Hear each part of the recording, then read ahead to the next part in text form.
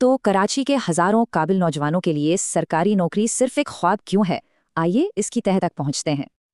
असल सवाल यही है कि आखिर सरकारी मुलाजमतों के दरवाजे इन पर बंद क्यों हैं। देखें, ये मसला इतना सीधा नहीं है। इसकी कई गहरी परतें हैं जिन्हें हम एक एक करके खोलेंगे। शुरू करते हैं इन निज़ामी रुकावटों से। ये वो चीज़ें हैं जो मौक़े पैदा होने से पहले ही ख़त्म कर देती हैं। ये शहरी कोटा इसलिए था ताकि कराची के मकामी नौजवानों को सरकारी नौकरियों में उनका हक मिल सके। लेकिन असल में होता क्या है, ये कोटा अक्सर जाली डोमिसाइल वालों को मिल जाता है। और इसका सीधा नतीजा ये है कि कराची की सीटें गैर कराची उम्मीदवारों से भर जाती हैं।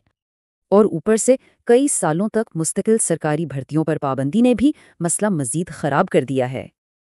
अच्छा, अब आते हैं सियासत और ताकत के खेल पर।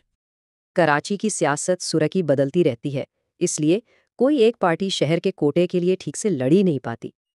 और फिर आता है सिफारिश कल्चर, मतलब नौकरियां काबिलियत पर नहीं, जान पहचान पर मिलती हैं।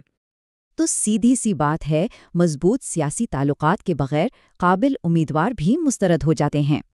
निज़ाम और सियासत के बाद अब बात करते हैं रसाई के फ़र्क की, यानी इन्फॉर्मेशन गैप की। नौकरियों का ऐलान ही देर से होता है। जब तक आम लोगों को पता चलता है, सीटें अंदर ही अंदर भर चुकी होती हैं। ऊपर से सरकारी कॉलेजों में वसाइल की कमी है, तो टेस्ट की तैयारी भी ठीक से नहीं हो पाती।